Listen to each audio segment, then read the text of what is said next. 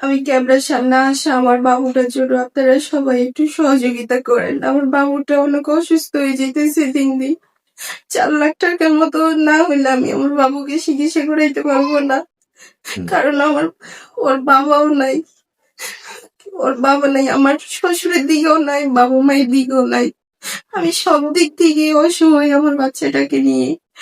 তাই আমার ক্যামেরার সামনে আসা সবাই আমার বাচ্চাটার জন্য একটু সহযোগিতা করেন, যেন আমি বাচ্চাটাকে একটু সুস্থ করতে পারি।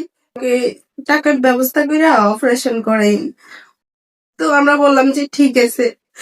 এখন ওর 1 বছর 2 মাস, কিন্তু টাকাও ম্যানেজ করতে পারিনি। আর ওকে আমরা এখনো ট্রিটমেন্টও শুরু করাইতে পারিনি। ও দিন দিন মানে ফুলে যাইতেছে। বুকের দুধ ছাড়া মানে কোনো বাড়তি খাবার ওরে দেওয়া যায় না।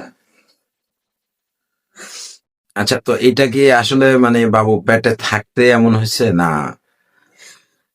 মানে ও হওয়ার কিছুদিন পর থেকে ক্যামেরার দিকে তাকানো তো। হ্যাঁ, ওর মানে কিছুদিন পর থেকে শুধু বমি করতেছে। কিন্তু অনেক ডাক্তারের কাছে নিছি, ডাক্তাররা বলে ছোট বাচ্চা এরকম বমি করে, কিন্তু মানে অতিরিক্ত বমি থেকে হঠাৎ করে মানে জ্বর, শরীর ফুলে যায়, তারপরে শরীরে রক্ত নাই। অনেক ডাক্তারের কাছে নেওয়ার পরে ডাক্তাররা বলছে যে আপনার বাচ্চার এই সমস্যা।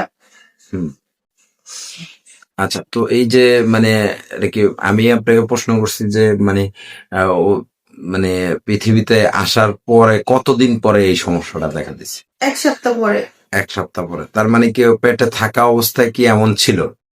ডাক্তার কি তখন কি বলছে যে আসলে যখন পেটে ছিল তখন কি কোনো ধরনের কোনো আলট্রাসোনোগ্রাম করার সময় কি তখন বাচ্চার কোনো সমস্যা না, যখন ও মানে গর্ভে থাকা অবস্থা অনেকগুলো পরীক্ষা করাইছি, বলছে যে কোনো সমস্যা নাই, আপনার বাবু ঠিক আছে।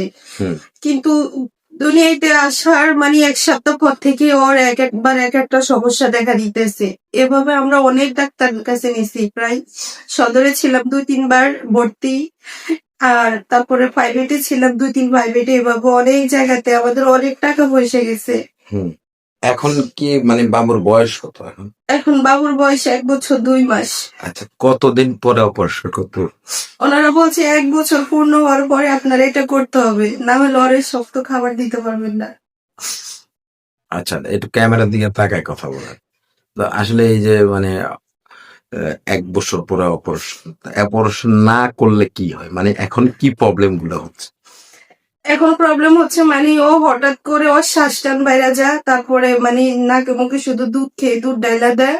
আর মানে দিন দিন শরীরটা ওর মানে ফুলে যাইতেছে, কিন্তু কোনো বাইরের খাবার ওর দেওয়া যায় না। ওর দেখতে মনে হয় যে অনেক মানে ভালো স্ট্রং, কিন্তু ওর শরীরের ভিতরে অনেক বড় ধরনের রোগ। আচ্ছা, তো আপনি তো এর আগে ক্যামেরার সামনে আসছিলেন, আপনার স্বামী ছিল না, তো বিয়ে শাদী হলো, স্বামী কি আছে? যেটা এখন কি হয়েছে সেটা একটু বলেন তো। এখন ও আর আমাদের বিয়ের কিছুদিন পরে ও চলে গেছে। হ্যাঁ, বলেন। বাবু হয়েছে ধরি, এখন আর বাবুর বাড়ি কোনো খোঁজ খবর নাই না। কিভাবে বিয়ে হলো আপনার? বিয়ে হয়েছে আমরা প্রায় রিলেশন করেই করছি। মানে রিলেশন করে বিয়ে করছেন, এরপর কি হয়েছে একটু বলেন। এরপরে হঠাৎ করে সে মানে যখন শুনছে যে আমাদের বাবু হবে, তারপর থেকে মানে ও চলে গেছে, আর এখনো কোনো খোঁজ খবর নেয়নি। মানে কতদিন আপনার প্রেগনেন্ট অবস্থা রেখে গেছে? 2 মাস। 2 মাসে। তা আসলে এই যে মানে রিলেশন করে বিয়ে করছেন, এটা কি কোনো প্রবাসী নাকি বাংলাদেশি এদের কোনো ছেলে? বাংলাদেশি। আচ্ছা, তো আসলে এখন এই যে বাবুর চিকিৎসা করতে কতদিন কত টাকা লাগতে পারে? 4.5 লাখ টাকা। 4.5 লক্ষ টাকা। তো আপনার হাজবেন্ডের দেশের বাড়ি কোথায়? তার গ্রামের বাড়ি যান নাই কেন? গেছিলাম মানে ওর আসল বাড়ির ঠিকানা দেয়নি আর কি। আসল বাড়ির ঠিকানা দেয়? জি না। বিয়েটা কিভাবে হয়েছে আপনার? বিয়েটা মোবাইলের ওর নাম্বারে পরিচয়, তারপরে ও আমাদের বাড়িতে আসার পরে ওদের ওই একটা অন্য বাড়ি দেখা আর কি, দেখানোর পর বলছে এটা আমাদের বাড়ি।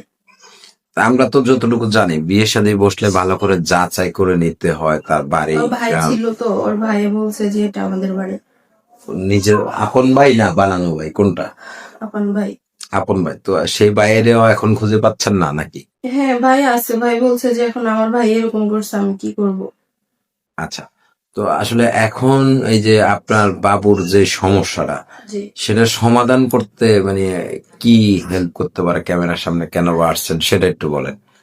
আমার বাচ্চার জন্য আমি আমার দেশ বিদেশ সকল ভাই বোনদের কাছে আমার চাওয়া, আমার বাচ্চাটার জন্য আপনারা যে যেখান থেকে পারেন, যতটুকু পারেন বলেন।